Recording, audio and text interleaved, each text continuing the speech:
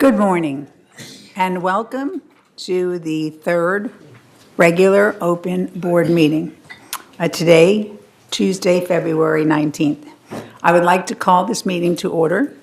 We have a quorum and actually all of our directors are here, so welcome. And the next is we will have the Pledge of Allegiance by our First Vice President, Director Parsons.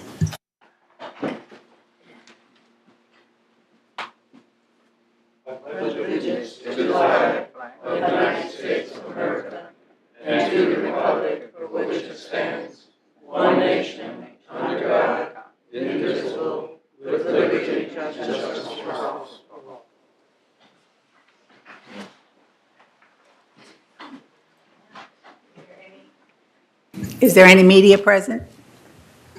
No, but our wonderful communications director is here, so good morning. Can I have a motion to approve the agenda? Are we being electronic today? Yes. Okay. I so move.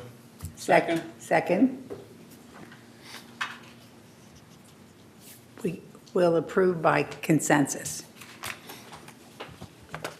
Do we have a motion to approve the minutes?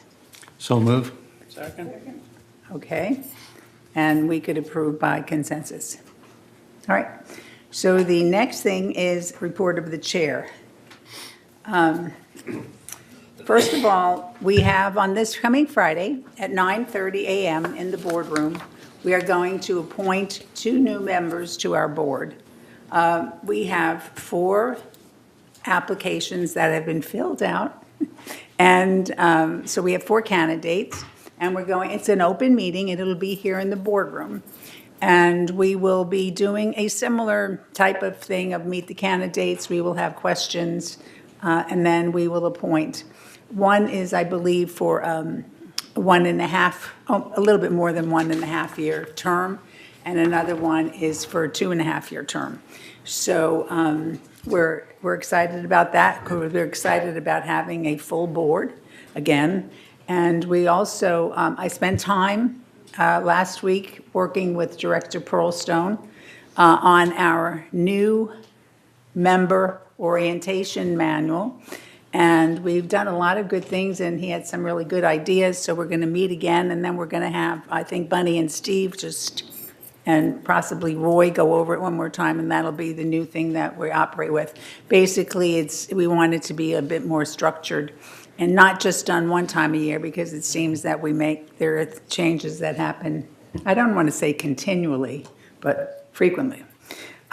We would also like to, and here I started already, welcome our new CEO, Jeff Parker. So welcome and good morning. And of course, our Chief Operating Officer, who was here during all the rain and floods, Siobhan Foster, and I know she'll report later. A few exciting things for us other than the appointment. On the 26th of this month, me and Steve are going to meet with Jeff Parker and Siobhan to go over what we believe are the critical issues for third. And of course, we didn't come up with those ourselves. That came up at a meeting that we had with the entire board. And so we're going to go over them. And these are the things that are key for us, our board, as we see our residents overall. Also, we've had a number of meetings. We have a president, vice president council now where we meet the first Monday of the month. And one of the things that we talked about, which is very important, is how are our roles? How do we work together? How do we work together to make this the best possible place? And we got to the point where I think we could have enough ideas on our own. It's good to get Jeff and Siobhan involved, being that they are in charge of operating our management company. So we're going to meet with them tomorrow at 3:30 to get us on the best possible road. So at that, I don't believe I have anything else to say for my remarks except I was going to honor 2 board members who are no longer on the board, but they're not here, so I can just take their plaques home. But we do want to thank publicly James Tung and Paul Chow. James Tung served on the board for 4.5 years, and he's probably ran landscape the entire time, which is always a challenge. And he has left the board for personal reasons, and Paul Chow, who was only on the board for about 6 months, but Paul left for health reasons. And although we kept hoping that he would get better, it just wasn't working for him. So you can't force somebody. So in any case, I am at this point going to go over to the open forum, which is open to our resident members. Each member can come up just once, and we ask that you don't speak to something that's on the agenda. And we generally do not respond to you when you're up. There's no dialogue. After all of the residents come up, then the board will respond. I do have a question, though, and Siobhan or Jeff, I see a number of employees here. Should I be changing the time of the meeting here? They're here for the VMS presentation to the board this morning. Okay, so we can, it's okay to keep going in our normal manner? Okay. All right, so Cheryl, do we have anyone who wants to come up? Our first speaker is Beverly Miller. Good morning, how are you? Thank Good you morning, for coming. I'm fine, thank you. I'm here on behalf of my residents that live in the same building that I do. We live at 3437 Bahia Blanca West, and we have an issue with landscape maintenance or lack thereof. You all should have a picture of the front of our building. I tried to get as much as I could. We have thistles that are 2 foot high and blooming. We come to you because we don't seem to get much of a response when we call to the landscaping department. The last time they came out and addressed this issue was in November. Like I said, they're 3 feet tall, they're blooming, they're receding, and the place is a mess. I walk, and I don't see anybody else dealing with as much as we're dealing with. Everything looks like it's very tidy. I don't know whether they forgot that our cul-de-sac is there or what's going on, but it is really, really sad. At one point, the rose bushes were overgrown so much on the ramp going down to the lower units that the lady that lived there actually went to Home Depot, bought some shears, and cut them back so they could get to their front door without getting scratched up by the roses. Like I said, I'm here on behalf of my 5 neighbors because they couldn't come. But we need to have something done. And nobody comes. Like I said, it's been November. Okay. That's 4 months. Thank you very much. I hope you can address it. Okay, our next speaker is Ed McGill.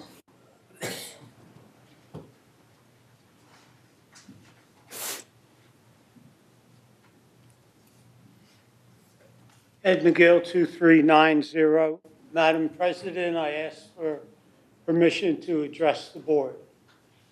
Go ahead. Thank you. I'm here to complain about the estate sale that we had in our building in January, the 24th and 25th, that just actually ended this past Saturday when they put out the final amount of trash. We had a 3-bedroom unit up on the 3rd floor that had been vacant for some time. The woman passed away in December, and they finally got to having an estate sale with over 2,000 items. There was no cooperation from those people at all, and I need to know how far we've gone as far as establishing guidelines for people to come in. They refused to call to get pads for the elevator.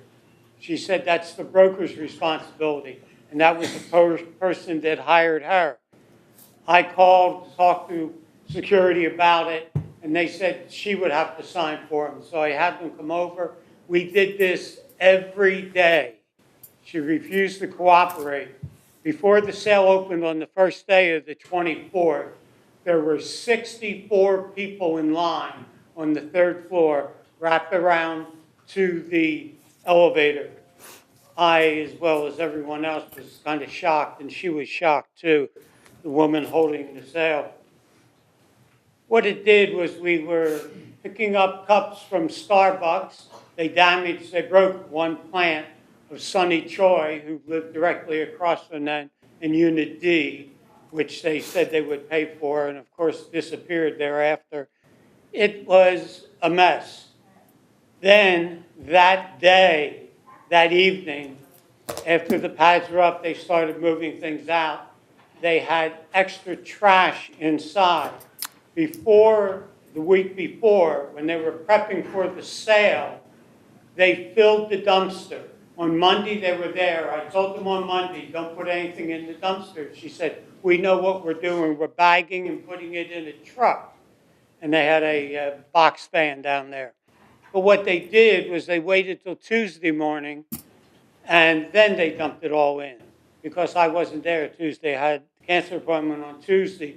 And then when I came back, it was there. They said it wasn't theirs. It was all in the white bags. It was everything. That kept on all week. The woman who had passed away, whose unit it had been, was a writer. Their estimate to me was there were 8,000 scripts. And if you look her up on the internet, you'll see that she was a prolific writer. And they had to dispose of them. They went into the dumpster. Okay, Ed, your time is up, but we will I respond would to this. appreciate it, just to get the guidelines on how far a building Absolutely. captain can go, and if it's in writing, what they have to do. Okay. Our next speaker is Bert Moldow.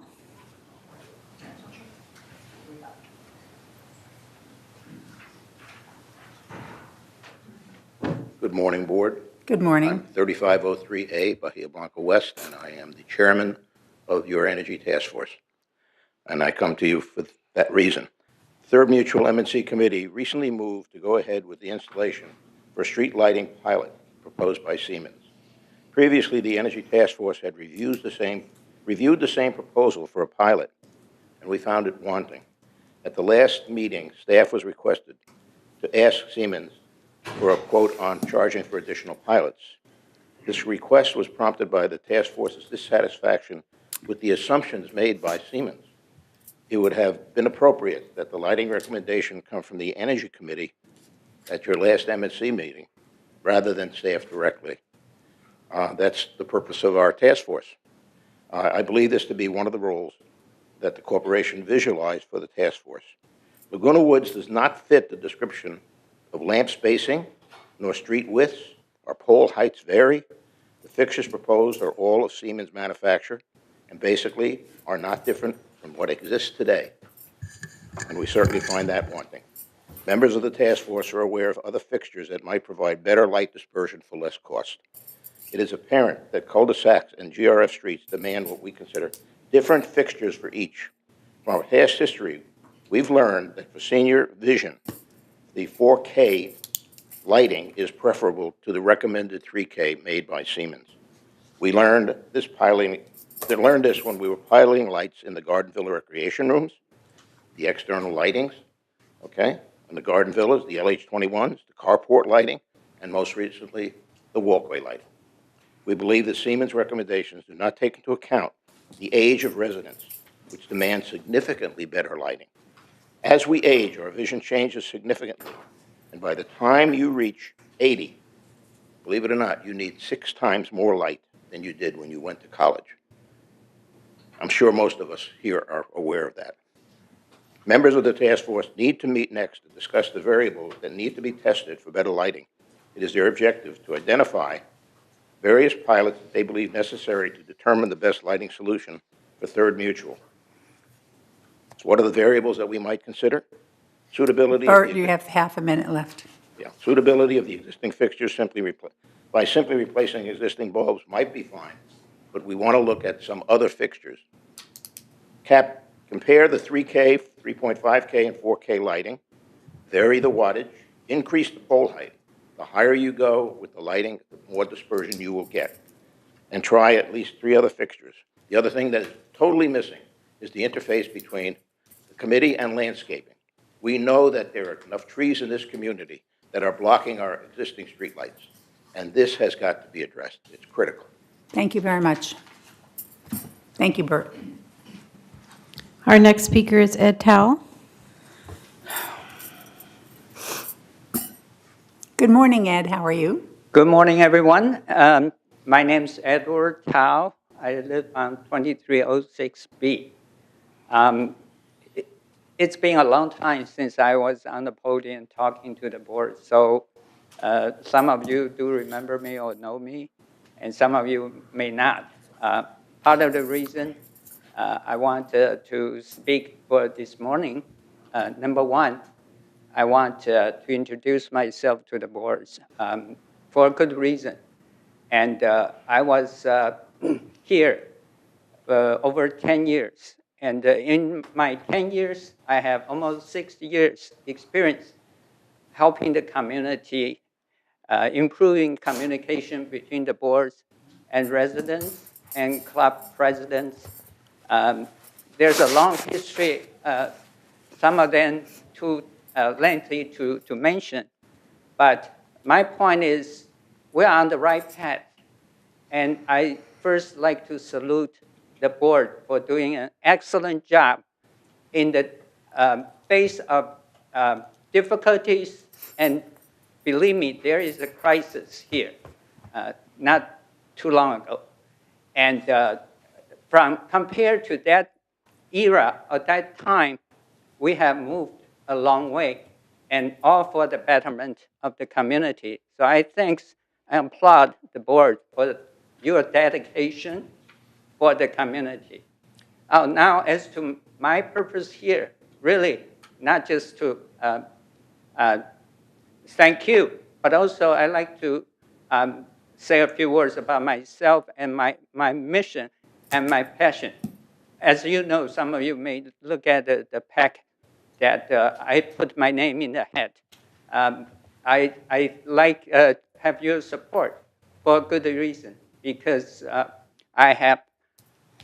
this is part of my passion. Besides playing tennis and golf and Tai Chi, I love our community.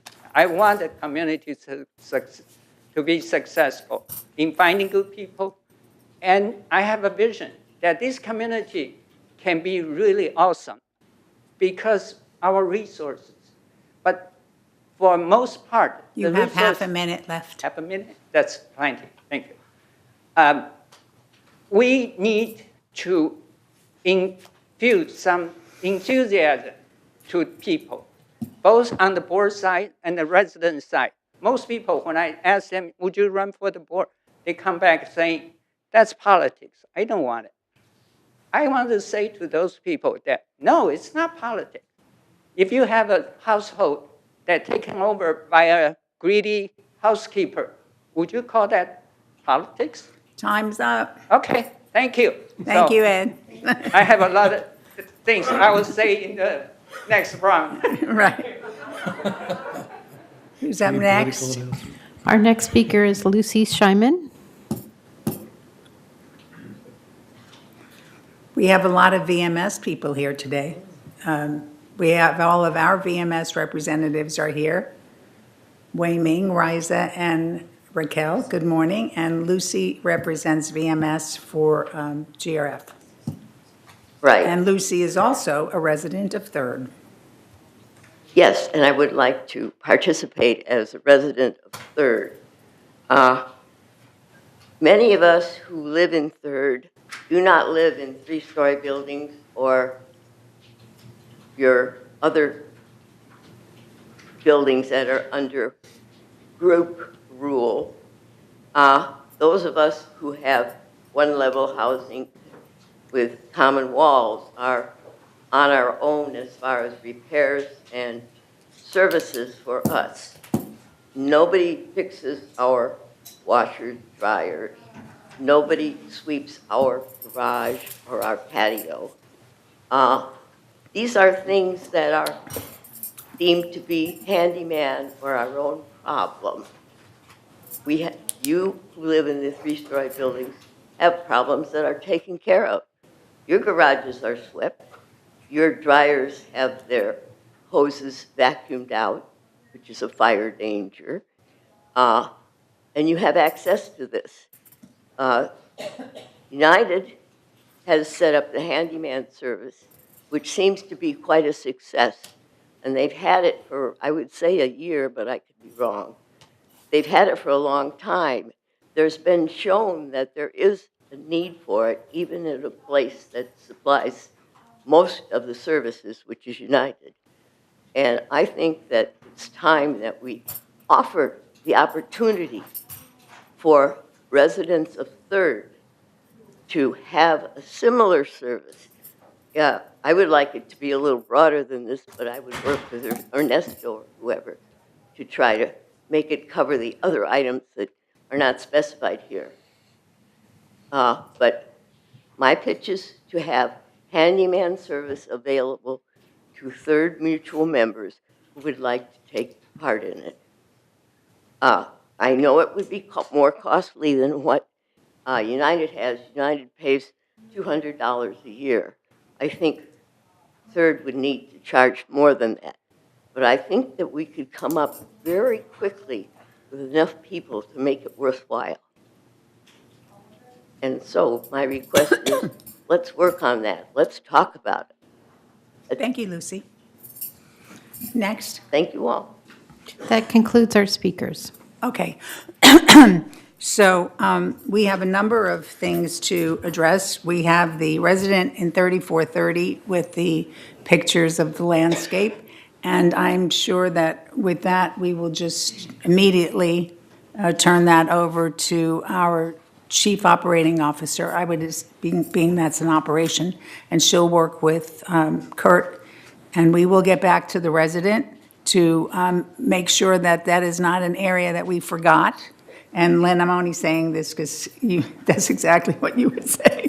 And so, wait. 3437? 3437, it must have been my hearing. 3437. Well, maybe when they were going to 3430, they would have noticed yours. There you go. If we haven't. All right, but we will definitely get back on that, and we will definitely be in contact with you. For the request made by Lucy, I'll answer this. We've talked to Lucy many times. We determined that, first of all, United was going to test the handyman service, and they have totally different needs than Third because so many things are covered by it being a co-op versus a condo. It was recommended by our former CEO and by the head of maintenance and repair that this was not a viable thing for Third because there's so many things that need to be covered. So what we did is we went back to the fact that Third, many years ago, before we were on the board, had abandoned having chargeable services, and we reintroduced chargeable services where people could get a number of things. I mean, I've used chargeable services since we put it in place, and there's an entire process for chargeable services. It's our responsibility to take care of the residents. It is our responsibility to work with staff who we hire for their expertise and take their recommendations. At this moment in time, I know that it is working well for United, but they have a wait list. They have 2 people working, and they are behind. So what we didn't want to do is, first of all, we can't afford to tax staff and just keep giving them more things to do and more things to do. And we wanted to make sure that United was working as well as it could before we could even think of looking at it again. And at that point, we would look at it again with our new CEO and with Siobhan.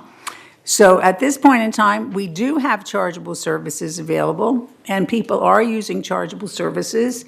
And it is a tremendous improvement as to what we had in the past because they didn't have chargeable services. So there's always a lot for us to do, but I don't think that if I were to ask our Ernesto or Jeff or Siobhan, should we put this first on our list, they would probably say no. But we'll always keep the door open to looking at things and trying to make it better here. But we do have chargeable services. There's a list of them. It's available in the lobby. It's also available online. All they have to do is contact Resident Services. For the estate sale, do you want to touch that or? Oh, we're going to ask staff to answer it. Okay. I'm going to have Chief Moy get back to our resident on this topic. Okay, but this is something that has come up a number of times. And I don't, We do have regulations. we have regulations, and I think that we just really need a process that if somebody, first of all, I would like somebody to get with Mr. McGill and find out who this person was, because if they have been in violation, but we have to have a process in place so that if a resident cares enough about their community that they see something wrong, we have to be able to, and just not let them have to live day after day after day with somebody violating our rules. So that is to be very important. So thank you, Ed. And you shouldn't have waited so long. Remember, Siobhan is here. No. Remember always that you can contact, when it gets to be tough, we ask you to call the board. And I know people are not calling the board as much, but the thing is no one should have to live through somebody violating all the rules and not caring about the people. So I don't know who this person is, but I'm sure it'll be taken care of. Is that correct, Siobhan? All right. The last thing has to do with Bert Muldow talking about the lighting project. And Kush, I don't know if you want to address that or I can. We all, I could. You may if you want. Okay, I will say that, all right, I will, because it'll be quick. The basic thing is that we have the advice of the Energy Committee, we have our M&C staff, and we work with the head of M&C. So we will go over the concerns at our M&C meeting, and we have to also respect and understand that we have somebody in charge of M&C, and we have to take his advice also. So we will go over this. The Energy Committee, as we see it, is supposed to come up with projects, and then it goes over to committee. So this is now on, the lighting project is on M&C, so we will have this on our M&C agenda. So we thank you for your concern, because you have done a lot of things to drive us into a brighter future. Every time, I know, but a lot of us, you see the lights on the LH21s in the Garden Villas, and it's like a beacon, and it's done such a great job, so we appreciate you, so thank you. So, other than that, I didn't miss any comments? No? The only thing I want to say to Bert is that we have taken all your comments and advisement, and we will make progress on that. Thank you. And we're glad you're back, though he looks so youthful now. So the next thing on the agenda is an update from BMS by our VMS representative, Raquel Unger. Good morning, Raquel. Good morning, Board. Thank you. Today I'm going to give part of my presentation will be a human resources report that Carrie Weldon, the Director of Human Resources, put together. And if I could get up, thank you. Okay, in 2018, our staffing summary, the total new hires in 2018 was 234, full-time was 115, and part-time was 119. One of the reasons I'm bringing this up is that we would really like help from the board and from residents for the part-time positions only, as they can work here. We would like help with the full-time positions. However, residents cannot live and work here full-time. So None of the board members could work part-time because we don't have the time. Well, we thank you, board members, for being volunteers. The average vacancies in 2018 were 36, full-time 13, and part-time 23. This is a reduction, as we can see, by 39%. And Carrie's doing a great job. Thank you, Carrie. The 2019 staffing summary is the active is the full-time is 20 and the part-time is 23. Again, I'm concentrating on the part-time because people who live here are going to listen to this, I hope. Anyway, total jobs filled in 2019 were 10, 5 full and 5 part-time. The next page is an important page because this is the page where if you're watching this, if you take a snapshot and you can pass this on to your friends if you know of anyone, and people who live here can see what we're looking for. We're looking for 17 gate ambassadors. This is part-time. And three part-time recreation leaders, one part-time senior recreation leader, and one fitness assistant. So anyone who knows of anyone, we would appreciate it if you would contact Human Resources. The next part of my presentation is the record rainfall in the village. And so far this month, Laguna Woods Village has received nearly 10 inches of rain. To put it in perspective, that is more than 2/3 of our average annual rainfall in less than 3 weeks, and we will be getting more rain this week.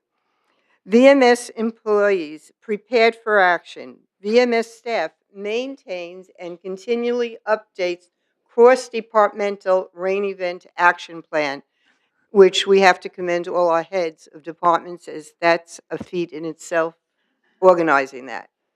The plan includes pre-storm preparation as well as emergency round-the-clock staffing in the case of serious storms like the bad one we had the weekend of February 2nd and 3rd. Well, when Mother Nature cuts loose, Laguna Woods has some issues. The roofs leak, drains back up, slopes slip, trees and branches break, streets flood, creek beds overflow. And if you look at the picture, this was going on in the middle of the night. A backhoe was used to remove obstruction of a critical drain. So we had staff working around the clock. And those are pictures of what they were doing at different hours to avert serious damage. So we want to thank all the people who have done this. And so at this time, I am would like to introduce you to some of the members of the field staff that worked round the clock during recent rainstorms to handle challenges as they happened, thereby keeping residents safe. Peter Iglesia, if you can come on up.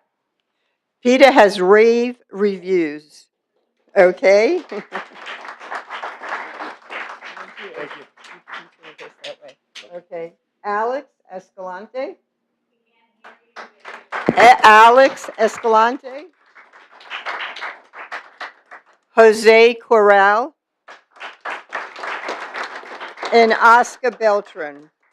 And they're accompanied by Christopher Longnor, Senior Transportation and Maintenance Manager.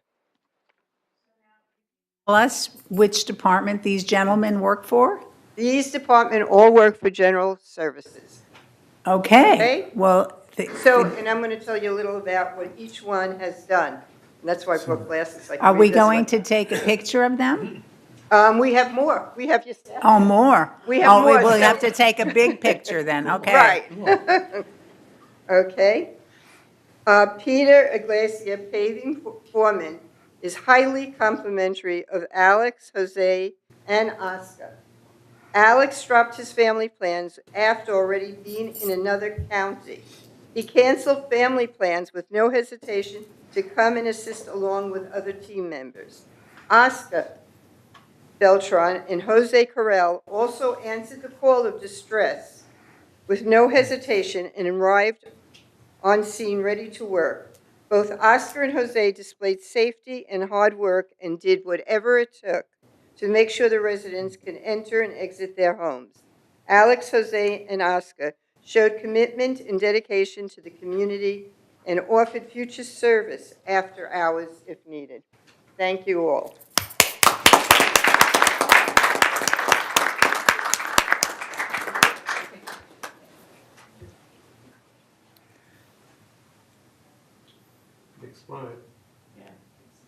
Say cheese. Okay, thank you. Thank you very much. Thank you. You're welcome.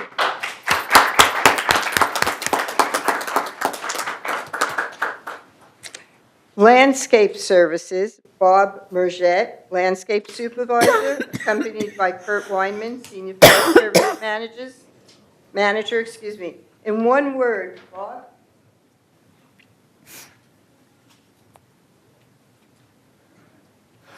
were they the ones who took care of the tree on the car? I hope so. Because that, ooh, It's a tree. yes, landscape. In one word, Bob Merced is dependable. The village can count on him to be there in an emergency. He always responds to storm-related issues on nights and weekends during rain and windstorms to ensure the safety for our residents. His team responds quickly to emergencies, and he keeps them organized and productive. He always follows up with area supervisors to quickly address landscape areas that may need to be repaired. Bob is thorough and quickly orders tree replacement to maintain the community aesthetic. Bob is an exceptional employee and is a true asset to Laguna Woods Village. VMS is proud to have him as one of our team members. You know, it's very funny, when you think of our landscape workers, you think that they're out there mowing the lawn and trimming things, and that, oh, well, it's raining out, I guess, what are all the people doing? They're not, they can't be mowing the lawn. Well, we don't realize, because everything is done all around us, how much other work is how they're pulled from doing their regular work to do all of the many things that are involved in keeping the community, hanging in there. So thank you all very much. Okay. Our last one is maintenance and construction, and I hope I get this name right. Eric Schneekluth, construction supervisor. We just call him Eric. Well, Eric, you know who you are? Come on up. Accompanied by Ernesto Munez, Director of Maintenance of Operations. Eric has consistently demonstrated extraordinary and exceptional accomplishments in maintaining the integrity of the roof systems and paving within Laguna Woods Village. With customer demands outnumbering employees, Eric is diligent in his efforts to address each and every maintenance request assigned to him. He frequently responds to maintenance requests on weekends and follows through until the job is complete. Eric is an exceptional employee, and VMS is proud to have him on the team. Eric has been instrumental throughout the rainstorm in addressing the multitude of roof leaks generated from the rain runoff. Can we put on the... Thank you. This picture shows what Eric has pointed out before the rains have happened. While many of the rain events had to be handled and created issues, several situations were averted because field staff, and Eric was one of them, conducted regular inspections and spotted issues before they became serious. One example is landscaper supervisors spotting the beginning of a slope slippage and responding quickly to top and secure the slope. Eric, we thank you for being diligent and aware of it.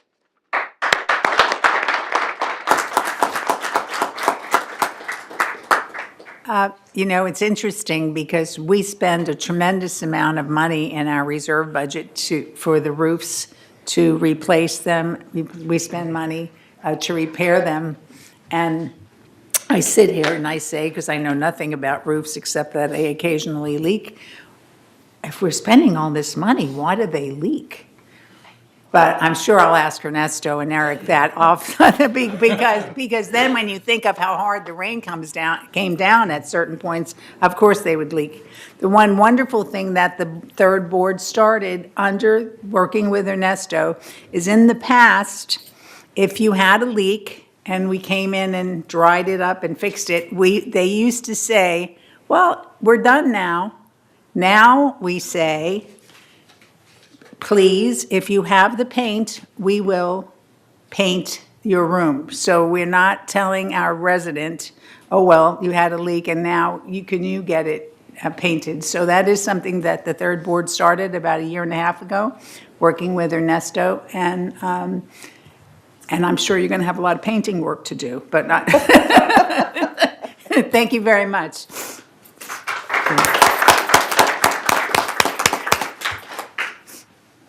Well, that's the end of my presentation, but I would also just like to reiterate that we do have those part-time job openings, and anyone who is looking, please contact Human Resources. Thank you, Board. Thank you very much, Raquel. Can I ask a question? Oh, I'm sorry. Yeah. Wait, Raquel, could we get a list of the titles of the open positions?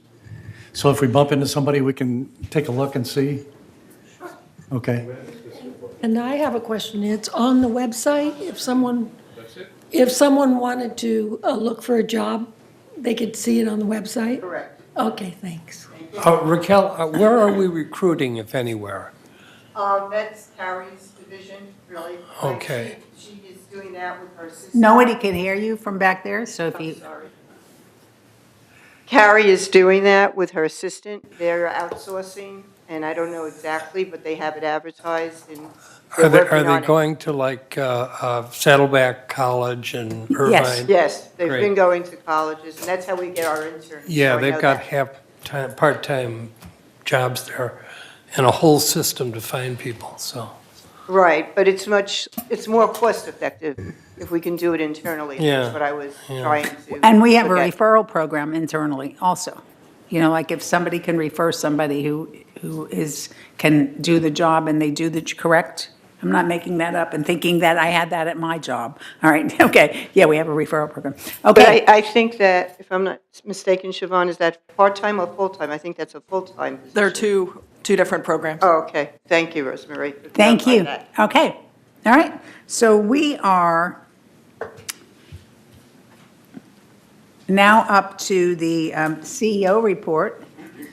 And the CEO, well, at least say something, and then we'll turn it over to Siobhan. Okay? We're here. Good morning, President and members of the board. It is a pleasure to be here. Going on week 3 now, so I'm getting very accustomed to some of the operations and understanding the process of working with the mutuals and working with GRF and working with, obviously, the village in total. Very pleased to be here. Very excited to be here. Looking forward to working with all of you. And we have a great crew, and you saw an example of a great crew and great management with that. And I'm going to let Siobhan do the CEO report today because I'm just learning. It's the first time sitting with you, and we'll go from there. Okay, thank you very much. And as I stated earlier, we're going to be meeting with Jeff and Siobhan and the president of United, the president of GRF, and the chair of VMS to talk about, you know, how do we want to handle challenges, issues, what is the best way to have everybody be as successful as possible in our goal to make this a wonderful place to live. So go ahead, Siobhan. Thank you. Thank you, President. Honorable members of the board, I'm pleased to announce, as you are probably aware, as you've seen in your travels, the Gate Security Project is underway. This is taking place right now at Gates 2 and 8, and this includes the installation of access control, gate equipment, and other security measures, including radio frequency identification decal technology, otherwise known as RFID in our community. Construction hours at the gates are 7 a.m. to 5 p.m. Monday through Friday, and 9 a.m. to 3 p.m. on Saturdays.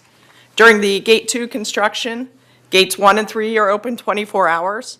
Gate 2 pedestrian access is only from 6 a.m. to 10 p.m., and Gate 4 exit only has extended hours from 6 a.m. to 10 p.m. During Gate 8 construction, Gate 7 and 10 are open 24 hours. Gate 8 pedestrian and golf cart access is open from 6 a.m. to 10 p.m., and bus routes are not impacted in this area. Maps are available at all gatehouses and at resident services if anyone needs to get a copy to help during construction.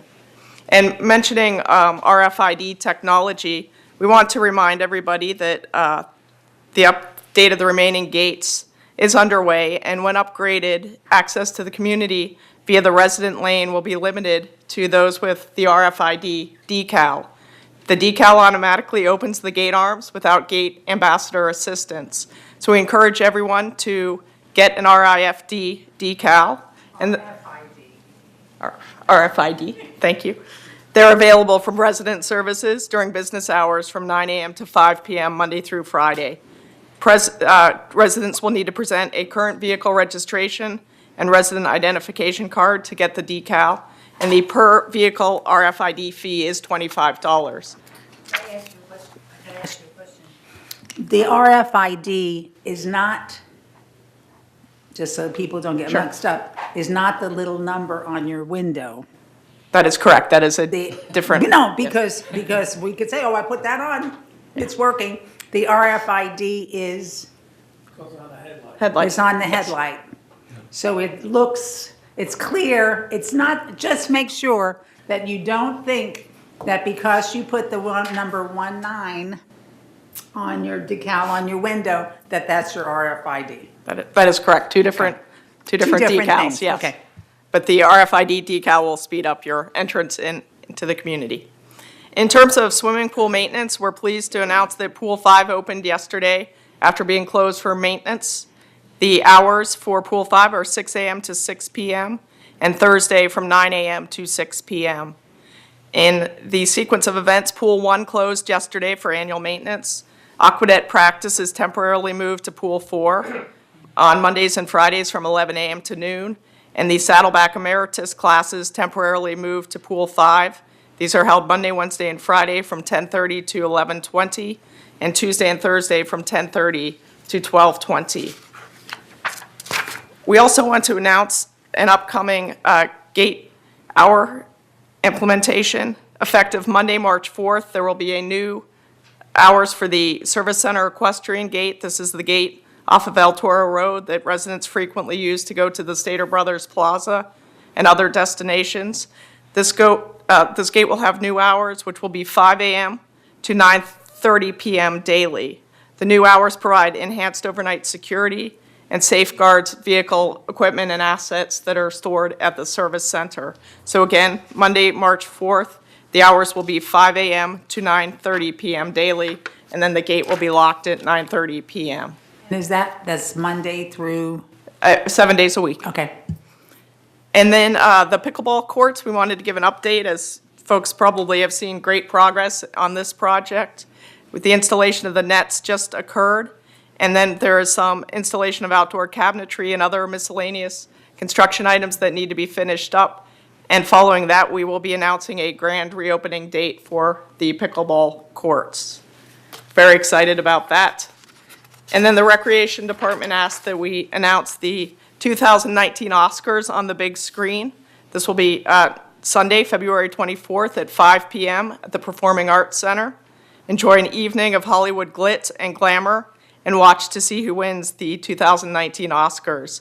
Admission is free and refreshments will be available for sale. This concludes my presentation this morning. Thank you very much, Juan. Okay, so now we're going to move over to, we're going to try to get this done in record-breaking speed because we want to impress our new CEO as to how efficient the third board is. So on the consent calendar, do I have a motion? So move. Okay, any discussion? All right, so let's vote on this. We won't do this by consensus. So can we have our little voting up here? Or should we just raise our hands? I was gonna say, this ain't working. Oh, there it is. Okay. No. I don't have a vote on my screen. I I do, think, but it's not taken. okay, we're not going to fool around. Oh, I have one. No, I don't. Not yet. If you just want to give me your verbal vote, who votes yes? Yes, yes. All right, thank you. Well, I still don't have one. So, okay. So now we're going to, and for item C on the consent calendar, Jack is going to discuss this a little bit when we get to finance. All right, so number 12, unfinished business. I'm going to turn this over to Roy. Okay, we had 4 resolutions that were initially read in December, and because of the 30-day requirement and the way our meetings occurred. We didn't get to talk about them in January, so we're now ready to have a final vote on these. 12A is a revised alteration standard 37 dealing with patio covers and awnings. This particular revised standard, the main points, it redefines awning as an architectural projection. Awning may be fixed or retractable and must meet local, state, and federal fire safety requirements.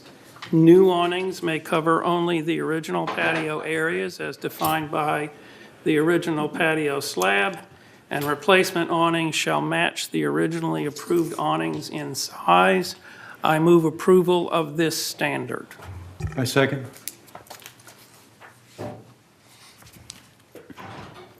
Those in favor? We're voting. No, No, we- that's, I still can't vote.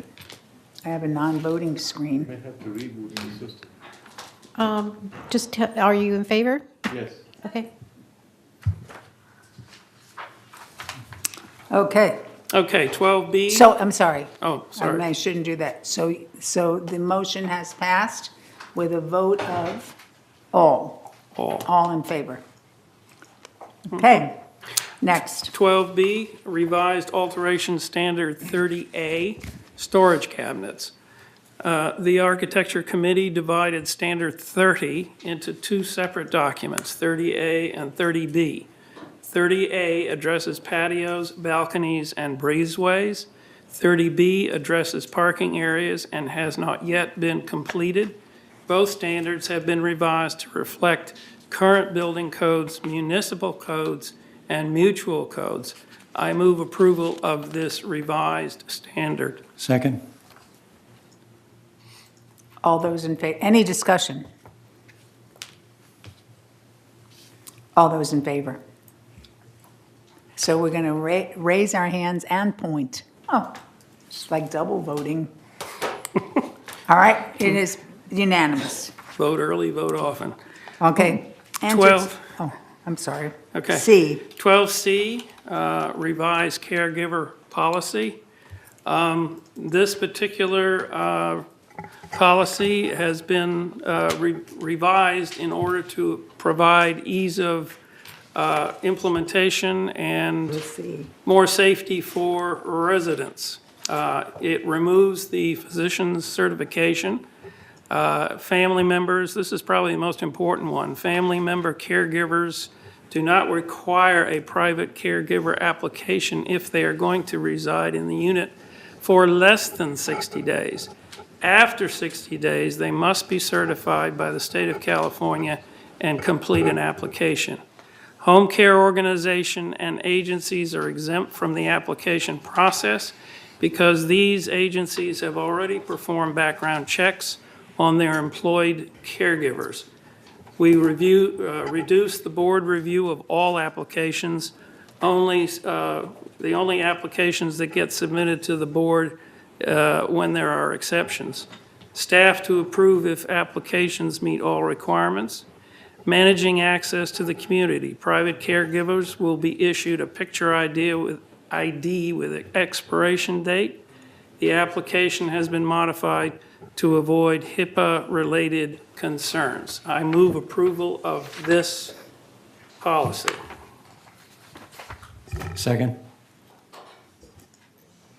Okay, so now we're going to vote. Still not working. Mine's working.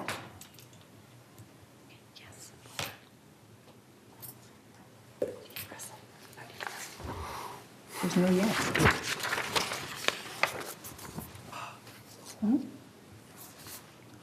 It's not taking it. Okay, so everybody's been able, all right, so it is now, and now it's, thank you very much. We have one more.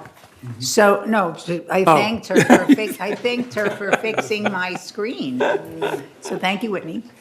So this motion has passed. All right, next. 12D, revisions to open house and real estate uniform signage policy.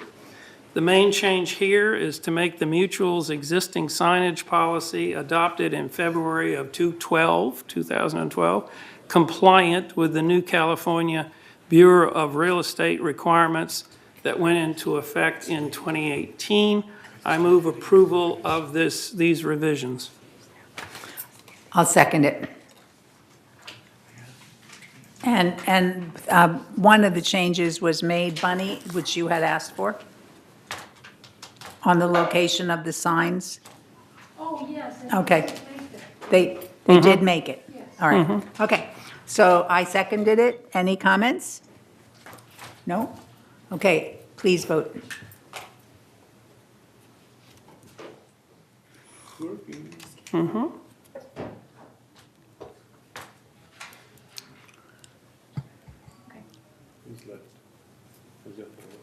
Okay, so, Steve's.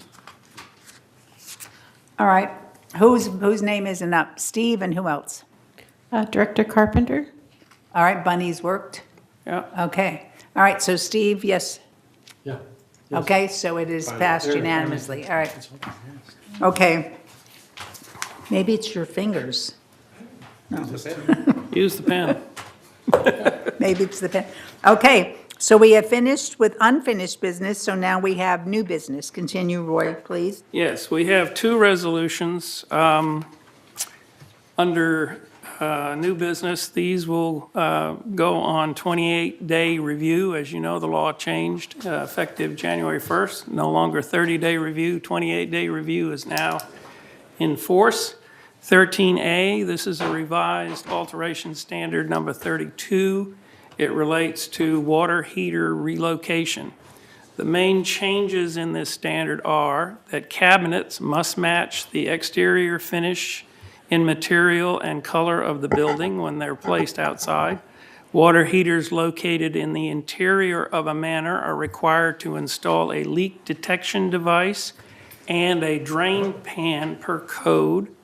All water heaters which are older than 10 years or of an indeterminable age or in disrepair require replacement. PEX piping allowed per code. PEX is plastic, for those of you who are not plumbers. All new installations on the exterior must drain to the exterior. And I believe we just put this on, I moved to put this on 28-day Right, review. so there's no vote on this. There's no vote on this. Okay. Yeah. Did you say less than 10 years? No. Older than Older 10 than- years. If it's older than 10 years, you have to replace it. Oh, you said less than 10 years. Well, I apologize. Okay, next. I try to avoid older. 13B. Alterations Standard Plan Review Policy. This is a new policy. Main reasons for an alteration plan review policy. The rationale is that staff currently has 248 standard plans for alterations that do not require a variance from the ACSC. That's our Architectural Control and Standards Committee. Any variance from these standard plans, however, does require a variance from the Architectural Standards Committee. The Architectural Standards Committee wishes to reduce the number of variance requests and time for approval, and therefore we need a policy for minor revisions to standard plans that can be approved by staff without variance requests. And the examples given are closets, windows, door style, or placement. I move that we put this on 28-day review. Okay. So there's no vote on that. So thank you very much. You're welcome. For the new business. So now we are ready to move over to the committee reports. Okay, so the first committee to report is our Finance Committee, Director Conley. Do we have the slides, Scott?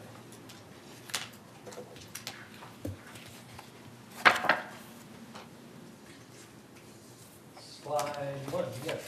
So this is a report, even though it is February, we're reporting end of the year Yes, 2018. and we got the end of the year numbers fairly recently, so. Correct. Total revenue for 3rd through December 31st was $34,229,000 compared to expenses of $33,369,000. Jack. Your microphone. Thank you. Resulting in more revenue than expenses by $860,000. Slide 2, looking at these same results with the distinction between operating and reserve funds. The chart shows how much of our revenue went into operations, with $18,879,000 coming from assessments and $1,710,000 coming from non-assessment revenues, much of which was chargeable expenses for work in the units and water abatement. This compared to operating expenses of $20,948,000. After backing out depreciation, which is not funded through operations, we can see a bottom line deficit of $216,000. Much of this was water. The operating deficit resulted from more water usage for irrigation at the beginning of the year to improve the appearance of landscaping and a drier season compared to historical averages. Consumption was 15% higher than budgeted for the year. Slide 3. This chart shows how much of our revenue went into reserve funds and the amount expended to date. Slide 4. Through December, third was better than budget by $687,000, primarily in outside service reserve programs. Building structures, So, I'm sorry, so that doesn't mean, like when it says we're better than budget, it means that we didn't spend the money because? We didn't spend the money because rather than personnel, we contracted outside, and that cut personnel costs.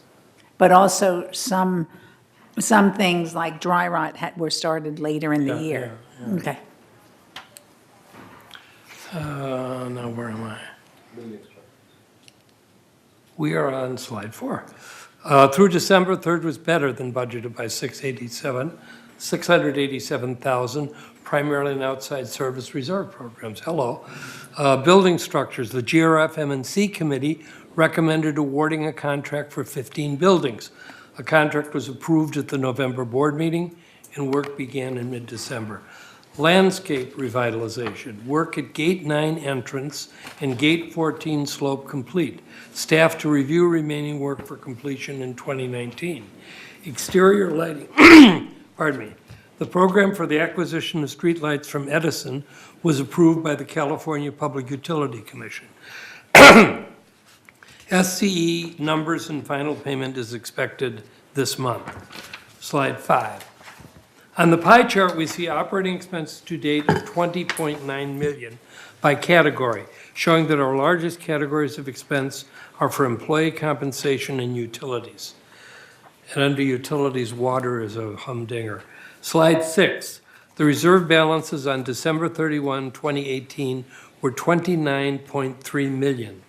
To date, contributions to reserves, including assessments and interest earnings, total $13.6 million, and expenditures to date total $12.4 million. In closed session, we reviewed delinquencies for unpaid assessments, totaling $227,000. This represents less than 1% of the annual assessment budget, and it's been pretty consistently at 1% for the past several months. We are able to maintain such a relatively low level of delinquencies by following prescribed collection policies to pursue payment on these accounts, either through the non-judicial disclosure process or by obtaining personal judgments in small claims court. The board has been working closely with our collection firm and legal counsel to pursue collection activities for unpaid accounts. We also reviewed delinquencies for fines and chargeable services totaling $261,000, primarily from damage restoration and resident violations under legal review. I would also like to talk for a moment about the California Civil Code, Douglas Sterling, which relates to how we manage and review our funds. Basically, the law says two things. One, that there is procedural procedural methods we have to put in place that will ensure that there is no one person that has control of the money, and that any financial decisions that are made by the entire board. For example, every month we have to review the expenses and income. We have to look at the general ledger. Anything over $5,000, a board or a committee of the board has to review. In short, 5,100, I'm sorry. David Sterling. Thank you, David Sterling. Why couldn't it be Joe Smith? It would be so much easier. David Sterling ensures that all of the expenses and all of the revenue is in a bright light. Betty and her team put together a terrific process to make sure we follow this month to month. Before we have a board meeting, I sit down with Betty and we go over revenue and expenses. We have an open audit meeting that anyone can attend, and we have the entire team from the finance department that is available for questions. So it's pretty thoroughly covered. So the important thing is so every month, when we have this, now it's part of the consent calendar C, which is basically referring to our complying with this law. So because some people had asked about what is the new law, but we had a lot of these things in place already, didn't we? Essentially, we're doing everything that the new law has asked us to do. But we were And doing. we've been doing it for years. For years, so, and we also had our attorney review the procedure to make sure that we didn't miss anything, so we're comfortable with this. And we put in writing how we comply with the law. Absolutely, and thank you very much. And to talk about water, we're having your chair, Jack has agreed to chair the Water Committee, Conservation Committee, which is very important because we really have to, I know there's rain, et cetera, we really have to watch our water. And when is our Water Committee meeting? I know. Well, we tried prayer, and you see it worked. The Water Committee meeting, I believe, is the 4th of March at 10:30 in the morning. Okay, good. So then when we get that, and we figure he's so close to money and we're spending so much, way too much money, so that would be a great committee for him to chair. All right, thank you. All right, so. Yes, go ahead. Steve has a comment. Okay, just to tell you about our monthly resale report, we've turned a corner and we're on an upswing. Last year at this time, we had 25 sales in third. This year, we had 32. So we're up 28%.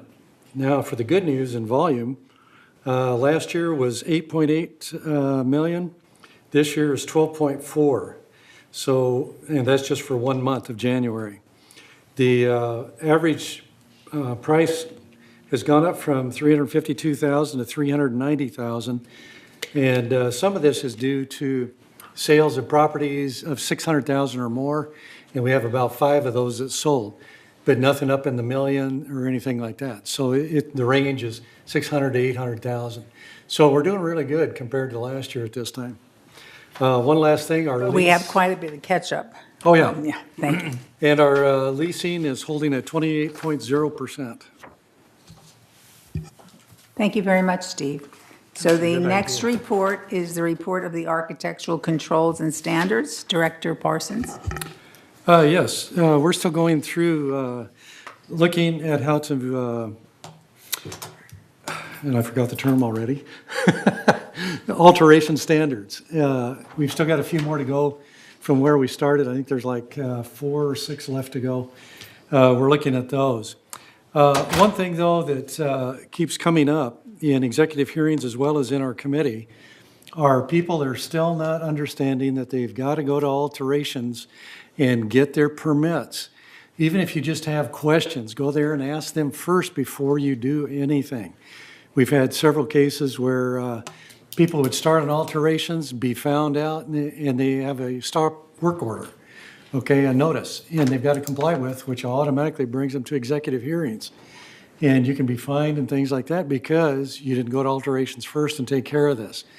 Even if you are in the middle of a project and you decide to change something or upgrade something, you still have to talk to the alterations department to get permission. And it's not to say that they'll necessarily deny, but you've got to make them aware of what you're doing so it doesn't come back against you in the future. So, for example, you can't get approval for one thing and then decide that you're going to change it to something else and use the old approval for the one thing. Correct. Or some people have come to us and figured out what they want to do. They went to the city. The city may have lesser requirements. We can still have more stringent requirements. You still have to go through our alterations department, even if you go to the city and get their blessing on something. So just to save a headache, save money, save time, and staff time as well, please go to alterations. Thank you. All right, so the next is the report of the Maintenance and Construction Committee. Director Bada. Thank you, Madam Chair. We did not have a MNC committee meeting this month. However, with all the different things going on, I would like to mention that we did start installing our new dryers and putting the pedestals under the washer. So far, 148 dryers have been installed and 40 washer pedestals have been installed. Although with the rain, we did have some setbacks, and the vendor is addressing those things. Also, there was a slope failure. I'm not sure of the building number. Do you know? 3338. 3338 building number. And we have, our MNC director is seeking help from a geotechnical engineering firm to advise on how to handle that. Although on closer inspection, Director Frankel has reported that the building is further away from the slope, but still needs to be checked out. Well, in furtherance, alterations department, and Kurt took charge of the protection, and there's a huge plastic cover right now to make sure that no further damage. Landscape department did address that and took care of it. So we're just making sure that because the slope failed and because the building is near the slope, Yes. that we're going to make sure that the building isn't in any danger, which Correct. is why we're getting an outside consultant in to evaluate it. That is correct. Okay. Thank you. That's the end of my, and the next meeting for the MNC committee is March 4th. Okay, thank you very much. Thank you. Okay, is there anything to report on the parking and golf cart task force other than the fact that we've had no time to look at it? Well, a couple things are in the mill here. We're eagerly awaiting the report from the energy consultant. This will drive some things that we'll need to make policies on. And Kush, do you know when we can expect the energy consultant's report? Or at What least a does that have preliminary to, report? what does that have to do with parking? It has to do with electric vehicles, charging okay. stations, things like this. Wiring, transformers, all this kind of stuff. Okay. And we really can't function without the report. Do you know when the preliminary will come out? Handy with me, but I will pass it down to you. Oh, okay. Yeah, but there's still the basic, simple parking things that we were looking at that don't need the energy report. Like those little golf cart in between the building parking things. But And I know- striping and things like that. And, yes, but I know that everybody has been really pushed because of the weather surprise, but that's one of the things that we want to take care of. Yeah. One other thing I wanted to bring up is we are getting reports of people in 2- and 3-story buildings parking in the wrong spots, and it prevents the actual person who has access to that to use it. So, Siobhan, I believe the proper protocol is to notify security. Is that correct? That's correct. Okay, you want to elaborate on that just a little bit? So you mean if you go home and you go to pull in your parking space and there's another car in it? Yes. That's what you're saying? Yes. So you go and there's another car in it, so you call security and you say? There's a car parked in the wrong spot. No, so you'll say, security, somebody parked in my spot. This is blah, blah, blah, this is my whatever. And then what happens?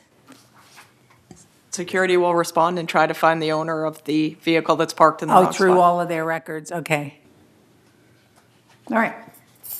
Because I've heard people say that, and I couldn't imagine, because this is not a tow crazy community. So it isn't like, oh, they're parked in my spot, I'm gonna have them towed away, So, but they do, and they're able to resolve it, usually? Oftentimes, yes. Okay, thanks. All right. So this is the first time Director Jarrett is going to report on our landscape committee. Okay, hi, folks. It's going to be a little, excuse me, it's going to be a little different than James Tung's reports because he was always so good at it. He gave visuals and all that, but so that'll be coming, but not today. And I'm going to miss James, but he's going to be an advisor. He's going to stay on as advisor to our Excellent. committees, which is great. One of the things we want to talk about today is the herbicide testing. The herbicide testing is happening at Building 3486. It's a 3-story building over on Bahia Blanca. It's in the back of the building and can only be seen by the 2nd and 3rd story residents. It's not usually where anybody would go. So there was only one area of access that anybody could get in there, and I don't know why they would go in there. But Kurt said that they were going to go ahead and fence that off so nobody can go in there. This herbicide testing that they're doing they're going to test several different products to take the place of Roundup. So as you know, the board voted to not use Roundup anymore because it's toxic to kill the weeds. So that's what's happening over there at 3486.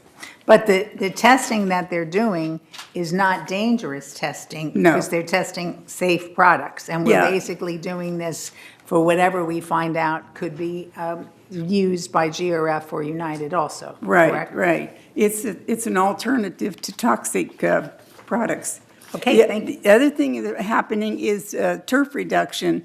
Our staff has gone out and gotten bids from 6 different vendors. They're looking at 4 different vendors to do turf reduction. And they're looking at not just one place in the 3rd area, but they're looking at several different areas where they could reduce the turf. And when some of us went to the water board meeting at El Toro the other day, we saw how really important this is. Because even though all this rain, we think everybody thinks we're going to get a lot of rain. We're getting rain, and we're going to have to not worry about water anymore. That's not true. It's the point now we're at the moderate drought level.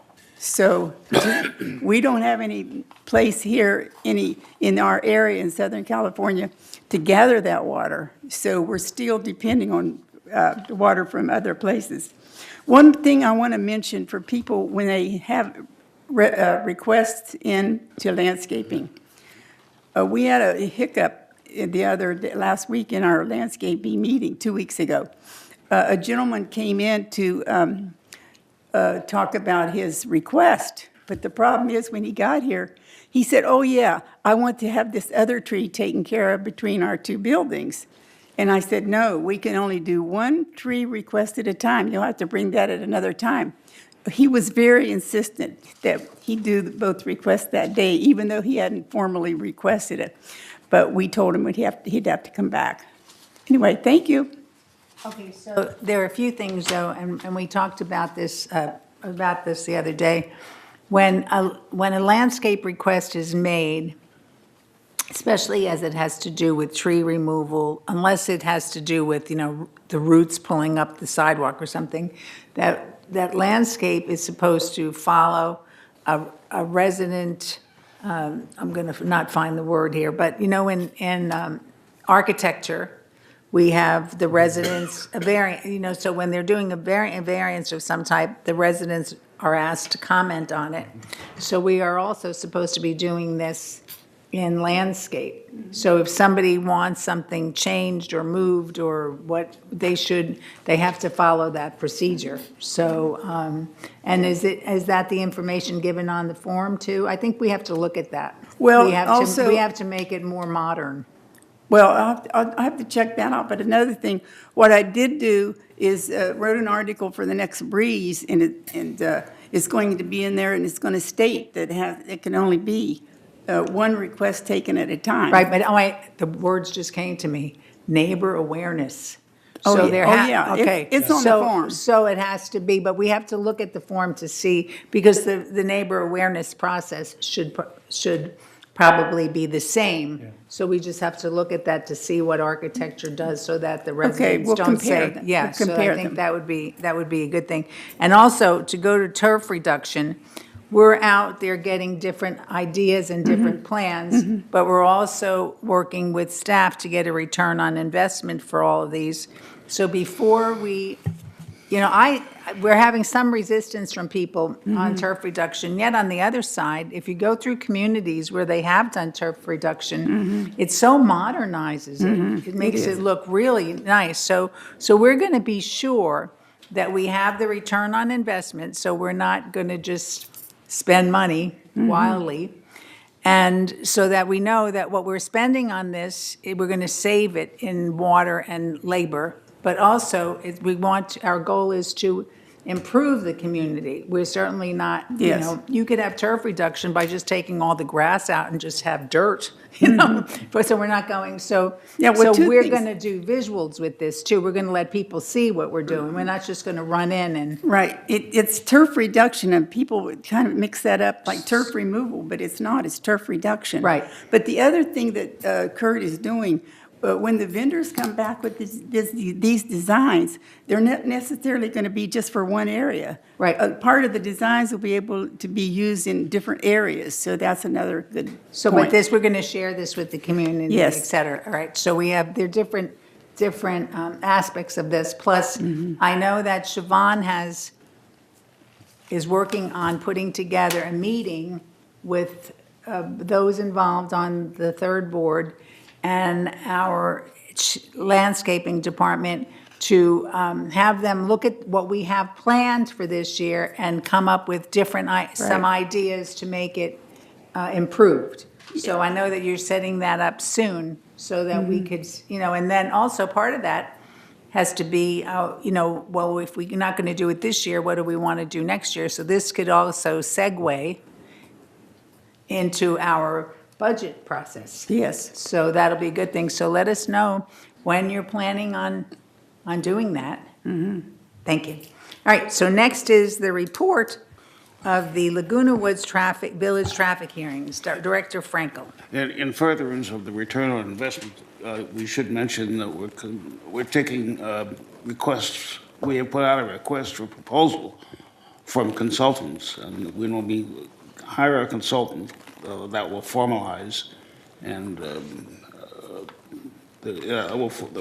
formalize that practice of getting a good return on investment, and it'll be very professional. Okay, traffic hearings.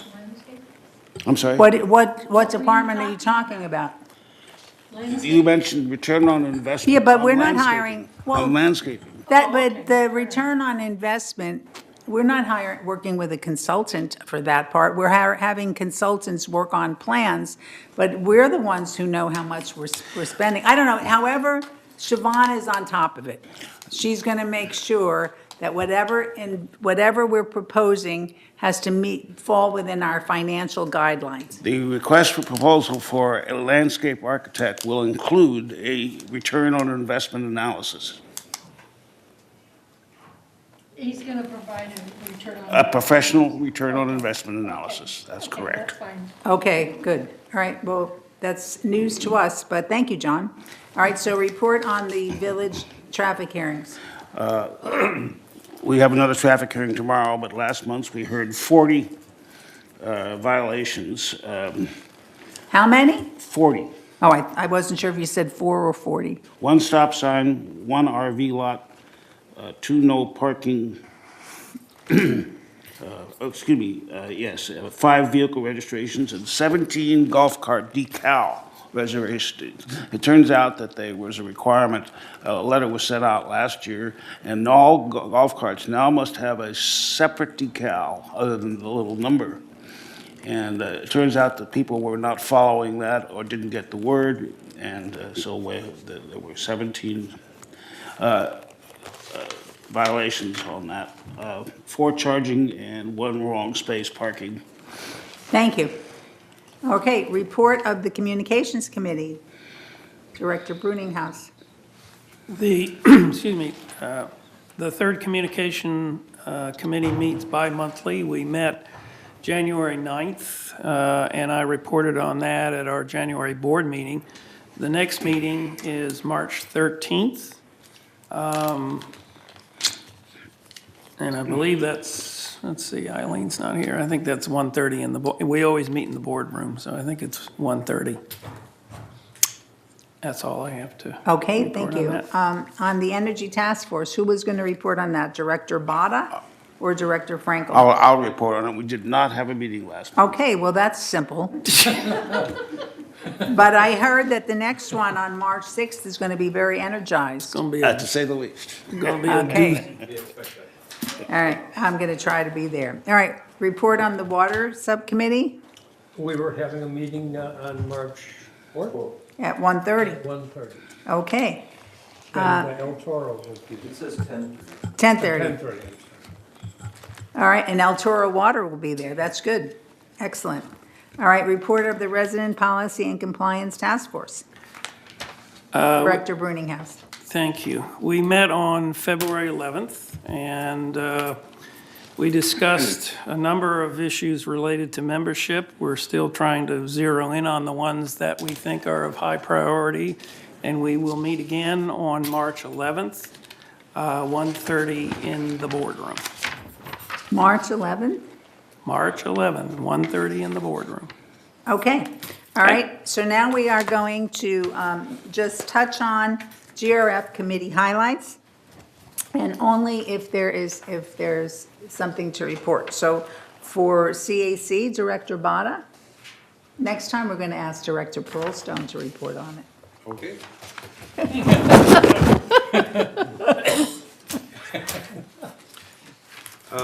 It was an interesting meeting. We had a number of items discussed over there. Hearing Well Expo, which was coming up, they were denied the request to advertise to outside people.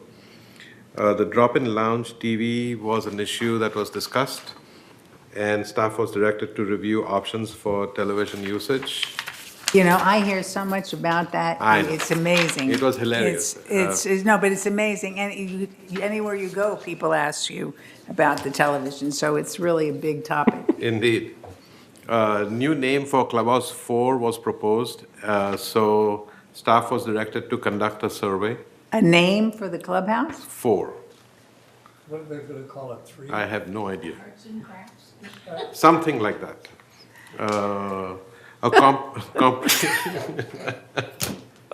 Why do we need names? Can't we remember numbers? You know, the thing is if we ever needed a name, we should go to the Performing Arts Center and rename Dining Room 1 and Dining Room 2. Because those don't sound very performing arts-like, you know, they go, like, call it the Charlie Chaplin, I don't care, but so a clubhouse, well, that'll be a new thing, okay. A comprehensive staff training day was discussed, and the staff was directed to choose a date and resubmit to CSE as a staff report. Increase of tree plot fees. Of who?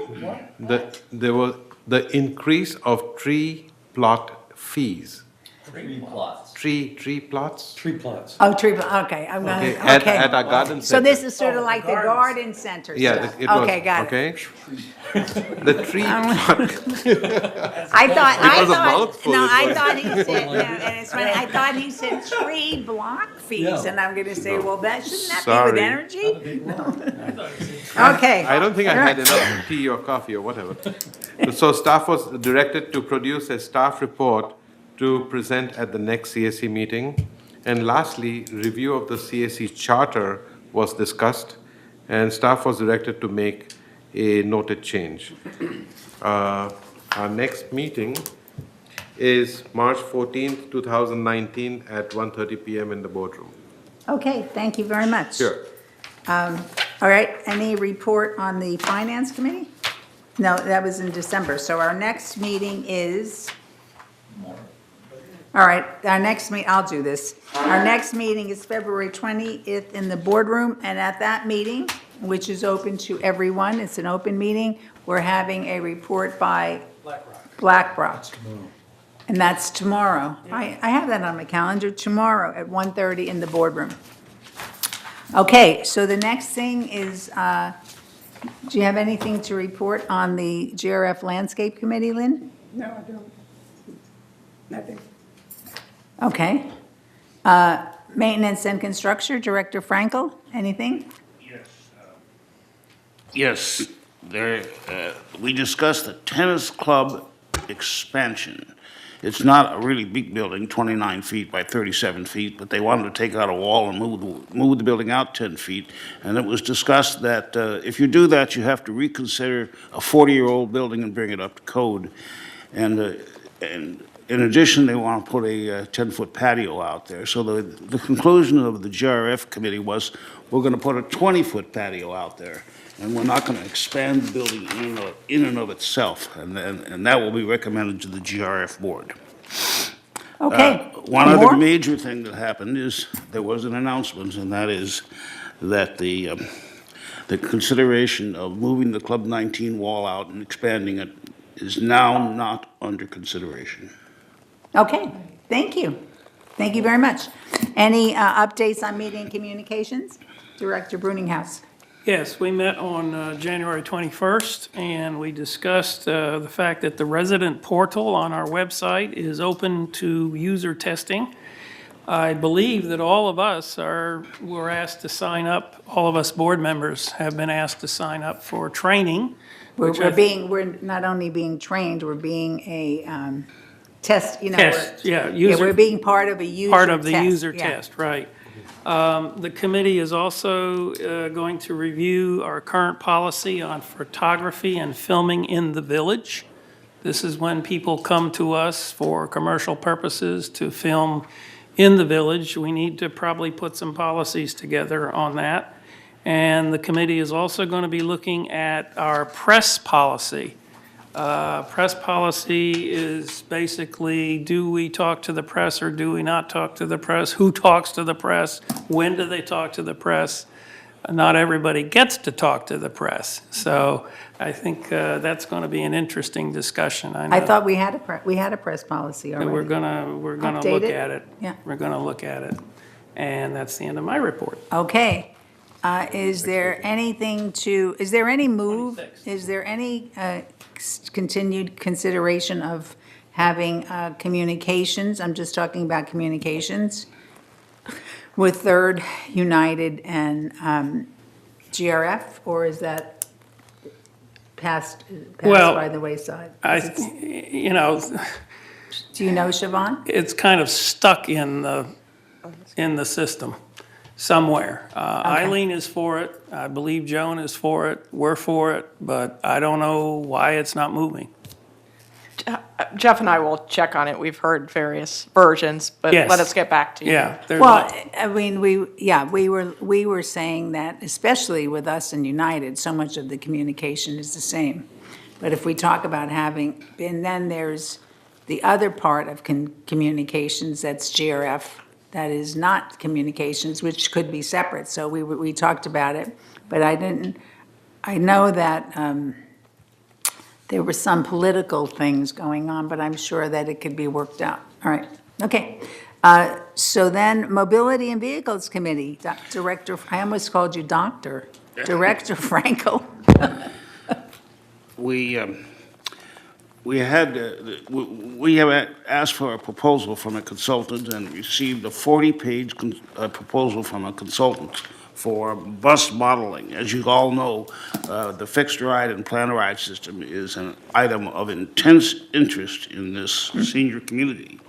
And this is a major issue, and these folks have a lot of experience. They've done other HOAs and lots of cities, and it will be recommended to the board, to the GRF board, for a $46,000 consultant contract for a detailed analysis.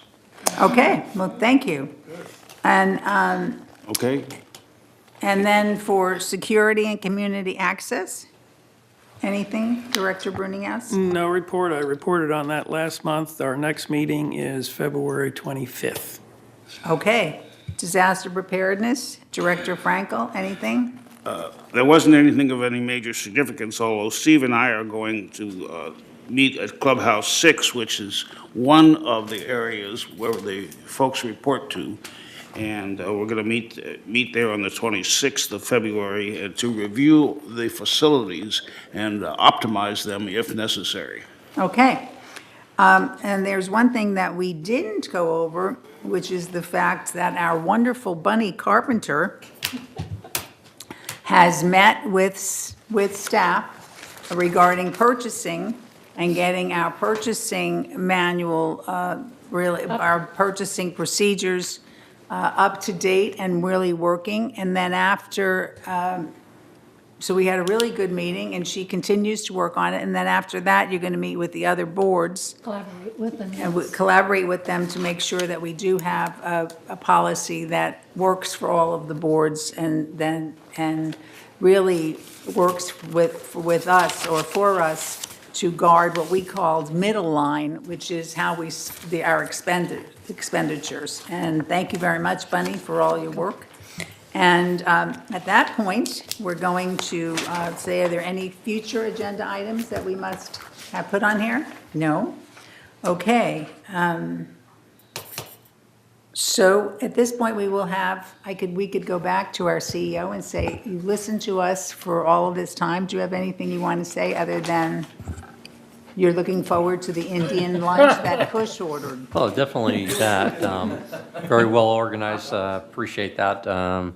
It's going. There's a number of dialogues coming down the road that I think working in concert with the staff and you as a board to make it look for efficiencies and effectiveness and not only in communication but economics too. So looking forward to that. Excellent, thank you. Okay, at this point, we can have director comments, but we'll be a little different. We'll start with Siobhan.